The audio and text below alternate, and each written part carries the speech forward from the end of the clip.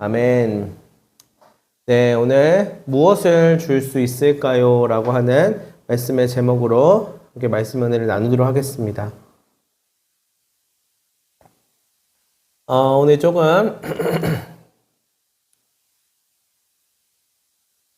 여러 번 언급을 하는 것 같은데요. 제가 저희 아내와 연애하던 시절에요. 선물을 주고받는 일들이 종종 있었습니다. 뭐 생일이나 기념일 같은 날이 되기 전에 이제 어떠한 선물을 해야 될지 고민하고 또 걱정을 하면서 그것을 이제 고르고 했었던 기억이 납니다. 굉장히 설레는 일이기도 하면서 굉장히 어려운 일이에요. 이 세상에서 제일 어려운 일이 뭐냐고 누군가가 물어보면 저는 주저함 없이 선물을 고르는 일이라고 이야기하고 싶습니다. 무엇을 줄 수 있을까? 무엇을 줬을 때 기뻐할까? 또 어떤 반응을 보일까를 고민하게 되죠. 그러나 내게 있는 것은 그렇게 크고 좋은 것이 없었고요. 또 어떠한 것을 구입하고 사기 위해선 돈이 필요한데 넉넉하지 않은 또 형편에 있었습니다. 그래서 어떻게 하냐면요. 아주 획기적인 방법이 한 가지 있습니다. 무엇이냐면 의미를 담는 것이에요. 다만 진심을 담고 거기에 꼭 필요한 것을 이제 준다라고 이야기를 하는 것이죠. 어떻게 보면 필요 안 할지 모르겠지만 언젠가는 꼭 필요할 것이다 이렇게 하면서 뭐 비싸고 좋은 것은 못하지만 어떻게 보면 소소한 것을 의미를 담아서 특별하게 만들어서 또 꼭 필요할 수 있게끔 의미를 부여하여서 주는 것이에요. 그렇게 하기 위하여서 이제 관심과 또한 애정이 수반되어야 하겠죠. 선물이 주가 되면은 이제 선물이 초라하기 때문에 그렇게 큰 효과를 반응을 볼 수 없으니까 거기에 이제 관심과 애정을 듬뿍 담아서 줘야 합니다. 뭘 필요로 하는지, 뭐가 있어야 하는지, 그리고 이것을 받았을 때 어떠한 반응을 보일지를 이 고민하는 그 과정이라는 선물을 또 주는 것이에요. 그래서 그 모습을 함께 이야기하면서 또 추억거리로 남기곤 하였습니다. 지금도 마찬가지입니다. 어떠한 것을 선물하고 또한 좋은 것들을 나누고 좋은 맛있는 음식을 나눌 때에 또 그것을 저 혼자 뭐 맛있는 걸 먹으러 갔을 때 생각이 나서 함께 나누고자 할 때에도 어떠한 반응을 보일지 어떻게 좋아할지에 대한 상상들을 하곤 합니다. 왜 그럴까요? 그 이유가 도대체 무엇일까요? 좋은 곳에 가서 이곳을 충분히 나 혼자 누리고 와도 되는데 굳이 생각이 나고 또 맛있는 것을 먹으면 꼭 함께 먹고 싶다라고 하는 생각이 드는 이유가 무엇일까요? 그렇습니다. 그 안에 무엇이 있기 때문이냐면 사랑이 있기 때문입니다.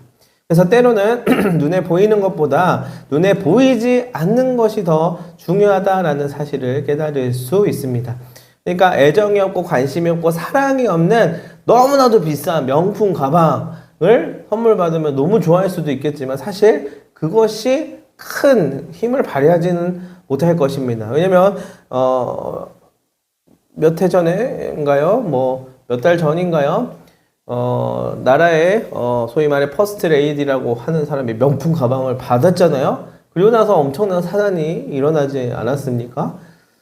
정말 진심을 담고 애정을 담고 사랑이 담긴 관계 안에서 서로 주고받는 그 선물 가운데서는 물건이 중요한 거, 사물이 중요한 것이 아니라 바로 그 안에 보이지 않는 가치와 의미가 더욱더 중요하다는 것을 우리는 기억해야만 할 것입니다. 특별히요, 우리 신앙인들은요, 눈에 보이는 것들만 보고 싶어 하는 본성이 있습니다. 그러나 눈에 보이지 않는 영적인 일을 바라볼 수 있는 자세로 우리는 모습을 바꾸어야만 할 것입니다. 왜냐하면 오늘 본문의 배경 속에서요, 광야에서의 생존 방법이 나오는데 이 광야에서의 생존 방법이 바로 이것이었기 때문입니다. 본문의 배경은 어떻습니까? 우리가 잘 알다시피 광야를 지나서 약속의 땅 가나안을 향하고 있는 민족들이 나오는데요. 이 민족들은 하나님의 백성들입니다. 다른 이방 민족이나 애굽의 백성들이 아니라는 말이에요. 하나님이 친히 구출하사 따로 성별하신 아주 특별한 민족이라는 말입니다. 그러나 성경을 보면 그들이 스스로 살아남지 못하는 불상사가 일어나곤 합니다. 왜냐하면은요, 불평과 원망이 그 안에 가득하여서 그들을 인도한 하나님을 벗어나고 싶어 하였기 때문입니다.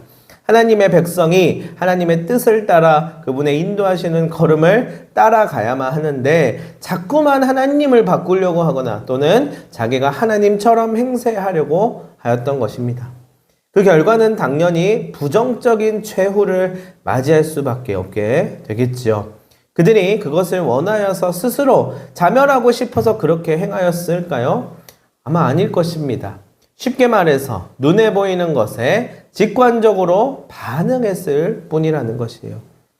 자, 애굽을 나왔어요. 그럼 이전과는 다른 파라다이스가 갑자기 펼쳐질 줄 알았을까요? 자, 그들이 왜 나왔는데요? 하나님의 백성으로서 하나님을 섬기고 예배하기 위하여서 바로와 숱한 신들이 깔려있는 애굽으로부터 그 권력과 영향력으로부터 나오게 된 것이잖아요. 여러분 잘 아실지 모르겠지만 애굽의 10가지 재앙은 애굽에 있는 10가지 신에 대한 하나님의 승리를 나타내고 있는 그런 상징적인 의미를 가지고 있거든요. 자, 그렇다면 여호와 하나님을 만나고 그분을 바라보면서 그분의 말씀을 이제는 애굽을 나와서 듣고 따라가야만 그들이 나온 목적이 이루어지게 되는 것입니다. 근데요, 뭐가 보였냐면요. 뭐가 보였을까요? 바로 내가 보였던 거예요. 나라고 하는 게 가장 먼저 내 앞에 탁 가로막고 있었던 것입니다. 하나님을 예배하고 하나님 때문에 나온 애굽이었었는데 하나님 한 분이 내 삶에 있어서 가장 귀중하고 내 삶을 이끌어주시는 견인차가 되어주시고 나를 끌어주시고 땡겨주시고 또한 나를 구원에 이르게 하시는 분이라고 생각하고 그분을 따라가려고 했는데 막상 나와서 이제 히브리 노예로부터의 삶으로부터 해방되고 보니 가장 먼저 내가 보였던 것은 바로 나 자신이었다는 거예요. 뜨거운 태양과 모래와 저 멀리 펼쳐진 광야만 보였던 것이고요. 또 그 안에 서 있는 나 자신이 너무나도 초라하게 느껴지고 또 연민이 느껴졌던 것입니다. 광야가 그 종착지가 아니었다는 거예요. 지금 애굽을 나와서 그들의 목적지는 광야가 지금 아니었어요. 또 하나님께서 그렇게 말씀하셨어요. 약속하신 땅을 향하여서 나아가야만 합니다. 그곳은 실제로 젖과 꿀이 흐르는 곳이에요. 그러나 아직 오지 않았을 뿐입니다. 그럼 약속을 믿고 눈에 보이지 않지만 그분을 신뢰하면서 하루하루 담대하게 나아가야 합니다. 근데 그게 안 되어서 지금 출애굽 1세대가 안타까운 결말에 이르게 된 것입니다. 눈에 보이지 않는 여호와가 살아계심을 어쩌면 이제는 이 출애굽 1세대 이후에 있는 이 형에 나오는 백성들이 배운 것이에요. 출애굽 2세대, 즉 만나 세대는 명확하게 생존하는 방법을 이제는 삶으로 체험하게 되었습니다. 그것이 무엇이었을까요? 바로 첫 번째는 순종이었고요. 두 번째는 강하고 담대함을 갖는 것이다 라고 오늘 본문에서 이야기해주고 있습니다. 첫 번째가 일단은 쉽지 않죠. 첫 번째부터 엄청 쉽지 않아요. 순종하는 것이죠. 자, 어려워요. 근데 그거를 해도요, 그 다음부터 다 일사천리로 되는 건 아닌 거예요. 자, 우리의 삶을 한번 돌아보면서 이야기해 보자고요. 우리가 순종하고 나아갑니다. 자, 그 다음에 일사천리로 모든 일들이 일어나지 않더라는 것이에요. 두 번째가 있죠. 바로 두 번째가 필요한 것입니다. 이는 마음과 몸과 의지 모두를 의미하는 거예요. 강하고 담대함을 가지고 나가야 한다는 것입니다. 실제로 사실 이게 더 어려울 수도 있습니다. 내가 부딪혀야 하고 견뎌야 하고 맞닥뜨려야만 합니다. 근데 이게 있어야지 진짜인 거예요. 이것까지 가지고 나아가야만 진짜로 약속의 땅 젖과 꿀이 흐르는 땅까지 도달할 수 있는 것이에요. 이게 안 되면 순종을 해도 늘 넘어지고 쓰러질 수밖에 없는 것입니다. 애굽을 나왔어요. 그리고 결단하면서 하나님 예배하는 자로 살아가기로 마음을 먹었어요. 실제로 그런 정체성을 가지고 있어요. 근데 자꾸 푹푹 빠지고 넘어지고 못 일어나고 이대로는 못 가겠습니다. 포기하고 싶고 이런 마음이 들게 되는 것이에요. 제가 청년 시절에요, 저의 멘토와도 같았던 우리 류 목사님께서 이런 말을 자주 하셨습니다. 무슨 말이냐면요, 저를 한번 따라 해주십시오. 신앙은 맷집을 기르는 거야. 신앙은 맷집을 기르는 거야. 내 눈앞에 폭풍우가 치고 모래바람이 불고 끝없이 펼쳐진 광야만이 보이더라도 가야 됩니다. 왜요? 그게 다가 아니기 때문이에요. 그리고 그것을 지나가야 합니다. 그 다음은 어찌 될까요? 걱정되죠? 근심되죠? 어떻게 해야지 내가 생존할 수 있을지에 대해서 미리 대비하고 싶죠? 근데 결론은 모르는 거예요. 모르죠? 근데 가봐야만 알 수 있는 것이잖아요. 머물러 있으면은요, 모르고 그 다음 계속 모를 뿐이에요. 그렇게 해서 나아가면 그게 이제 흔적이 되어서 남게 되는 것이에요. 발자국이 남는다는 것인데요. 하루하루 그렇게 살아낸 믿음의 사람들의 이야기가 바로 우리의 성경에 나와 있는 것입니다. 그리고 우리네 삶 가운데도 있습니다. 그분들이 주어진 삶을 그렇게 살아가고 흔적을 남겨 놓잖아요. 그러면 그게 지워지지 않고 그 다음 세대들이 그것을 바라보며 그것을 경험하며 나아갈 수 있게 되는 것이에요. 여러분, 그래서 우리의 신앙과 우리의 삶의 여정이 중요해요. 누군가가 그 모습을 보고 영향을 받고 하나님의 선하신 뜻을 발견하고 또 하나님 나라를 위하여서 살아가는 증거자가 될 수 있다는 것이에요. 그것은 비단 어른들뿐만 아니라 우리 아이들과 다음 세대들에게도 마찬가지입니다. 다음 세대들은 우리보다 더 많은 세월이 이제 남았잖아요. 소위 말해서 더 살아야 하지 않습니까? 그럼 그 주어진 삶의 궤적이 소위 생존하는 길로 갈 수 있는 것이에요. 이미 본문에서 생존의 길과 아닌 길이 명확하게 주어졌을 때 만나 세대는 하나님 안에서 생명을 얻는 방법을 취하게 되잖아요. 우리도 마찬가지입니다. 우리의 삶의 여정이 그동안 잘 되었든 안 되었든 그것이 배움이고 흔적이 되는 것입니다. 우리의 다음 세대는 남아있는 자신들의 세월 동안에 세월을 살아갈 때에 진정 생명을 얻는 길을 갈 수 있는 여부가 바로 우리의 흔적에 따라 달려 있다는 것이에요. 그리고 그 다음 세대가 또 그 뒤를 따라오게 될 것이에요. 그게 우리가 물려주어야 할 자산입니다. 여러분, 돈이 많으십니까? 여러분, 가지고 있는 게 많은가요? 여러분, 그것을 다 물려주고 또한 그것을 내가 물려줘야 할 자산이라고 여기십니까? 그렇지 않아요. 우리가 물려줘야 할 자산은 바로 우리의 삶을 통한 믿음의 선택과 담대한 모습으로 하나님의 자녀로 살아가는 모습이라는 것이에요. 바로 믿음의 일인 것이죠. 여러분, 우리 빛을 밝히는 교회가 이제 약 한 10개월 정도가 되었습니다. 그동안에 얼마 긴 세월은 아니지만 하루하루, 한 주, 한 달, 6개월 이렇게 지내온 세월이요. 그냥 온 것이 아니에요. 수많은 눈물과 기도가 쌓였고요. 또한 좌절과 낙심함이 공존하면서 하나님 한 분만에 붙들면서 여기까지 오게 된 것입니다. 그것은 눈에 보이지 않는 일이었습니다. 뜨거운 열정과 헌신과 그리고 섬김이 또한 그 안에 있었습니다. 그리고 믿음의 일이 있었습니다. 순종과 담대함이 있었을 거예요. 맷집을 기르며 부딪히면서 하루하루를 지나온 것입니다. 자, 무엇을 위해서일까요? 바로 하나님 나라를 위해서입니다. 그렇게 하루하루가 지나고 이제 10개월이 되었어요. 우리 교회가 앞으로 어찌 될까요? 모르죠. 가봐야 합니다. 흔적을 남겨야 될 뿐입니다. 우리는 한 해, 두 해 우리 교회가 나아갈 방향을 하나님께 물어보고 한 걸음 한 걸음 나아가면 되는 것입니다. 그렇게 한 시절이 또 지나가게 되겠지요.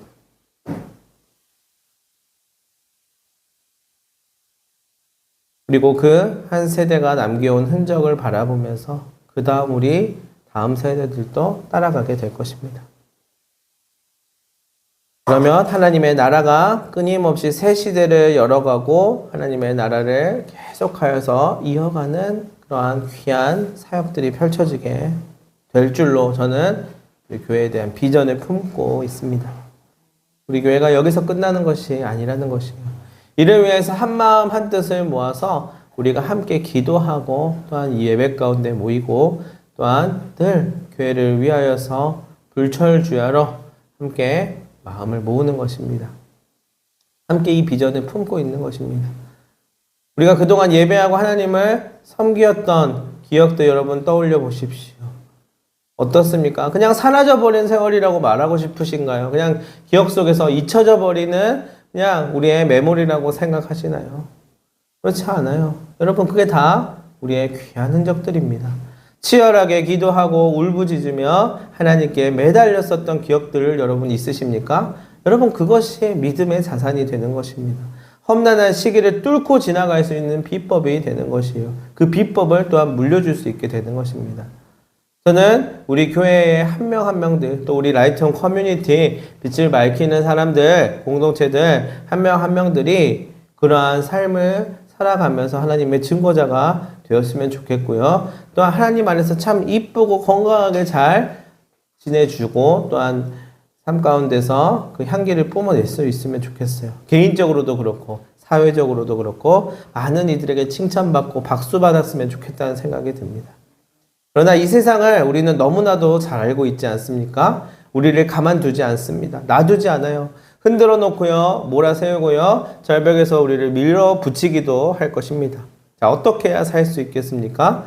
주님이 그들을 붙드시고 또한 우리 한 사람 한 사람들이 주님의 손을 놓지 말고 붙들어야만 할 것입니다. 이 일을 위하여서 우리가 전심으로 마음과 뜻을 모아 기도하고 힘을 다하여서 연합해 주어야 될 것입니다. 우리가 할 수 있는 가장 크고 복되고 거룩한 일이 이 신앙을 함께 이 흔적을 남겨주는 것이에요. 우리가 삶을 마감할 때 그토록 선하신 주님과 함께하며 그분을 섬기며 사랑했노라 이야기하는 그 고백이 우리에게 있어서 가장 큰 자랑이요 재산이 될 것입니다. 근데 그것은 말로만 해서는 안 되는 거예요. 바로 삶으로 보여주어야만 합니다. 근데요, 그거 어렵습니다. 그러나 그게 원활하게 될 수 있게끔 하려고 하나님께서 우리에게 그 복음으로 살아가는 삶을 살게끔 하려고 예수 그리스도를 보내주셨잖아요. 예수 그리스도께서 딱 한마디로 어떠한 사역, 어떠한 일을 행하셨나요? 그것은 바로 사랑입니다. 말로만이 아니라 함께하는 시간과 공간과 말투와 손길과 눈빛과 공감으로 사랑을 표현해 주는 것입니다. 믿음도요, 사랑하는 우리의 모습을 통하여서 흘러갈 수 있습니다.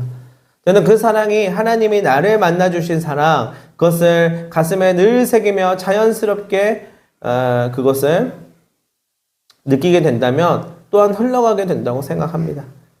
엠마오로 가던 제자가요, 주님을 만나고 뜨겁지 아니하더냐 말할 때에 그 뜨거움은 지워버릴 수 없는 흔적, 바로 증거였어요.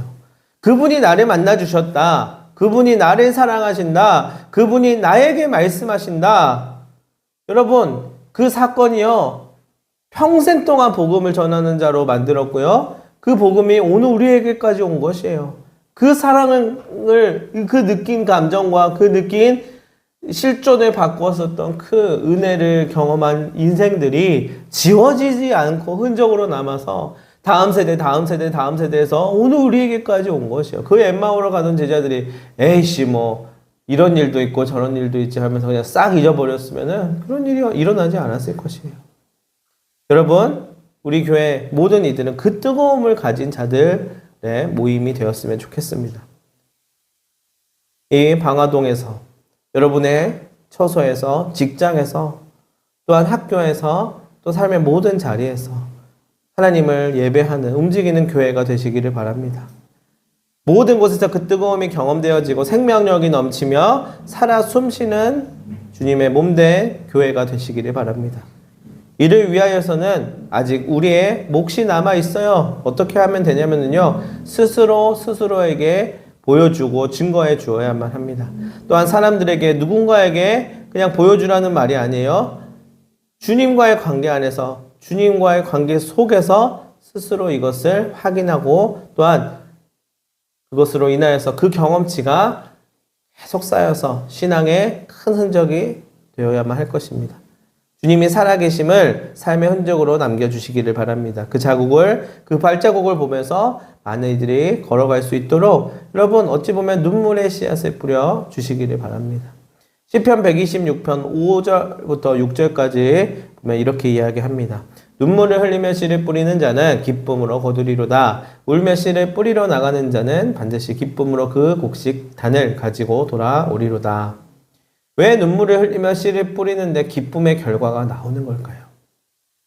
좋은 품종의 씨앗을 효율적인 기계화된 방법으로 뿌려야 더 많이 질 좋은 결과물을 얻는 것이지 눈물을 흘리면 더 처지고 우울하고 안 좋은 건 아니겠습니까?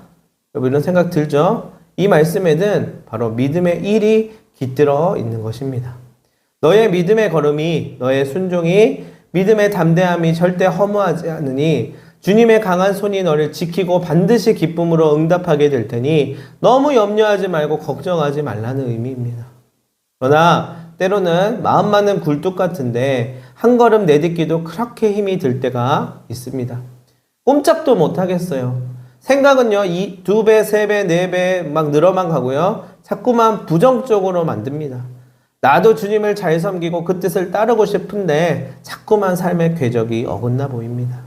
사람이 신경 쓰이고요. 돈이 신경 쓰이고 상황이 신경 쓰이고 또한 내가 초라해 보이죠. 아니 믿음을 취하고 담대하게 나아가자고 결단을 하고서요. 5분 만에 그 마음이 무너지기도 합니다.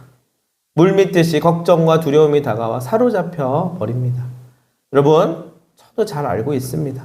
여러분 그럴 때는요. 이상하게도 더도 말고 덜도 말고 딱 내 앞에 한 걸음 인도하시는 그 걸음만 보고 거기에 순종의 걸음을 디뎌보시기를 바랍니다. 믿음의 일이 절대로 한꺼번에 커다랗게 이루어지지 않아요. 딱 한 걸음입니다. 제가 보니까 그나마 할 수 있는 한 걸음 정도를 요구하실 때가 있어요. 그러나 못하겠다기보단 그것이 너무나도 답답해요. 언제까지 갑니까? 언제까지 이러고 있습니까? 싶어요. 조급함이 일어나 그게 못 딛는 것처럼 보이는 것이죠. 그러나 할 수 있습니다. 거기까지 디딜 때 보이는 풍경이 달라지고 마음이 달라지는 것이에요. 이것은 아무리 말해도 경험해보지 않으면 모를 일입니다.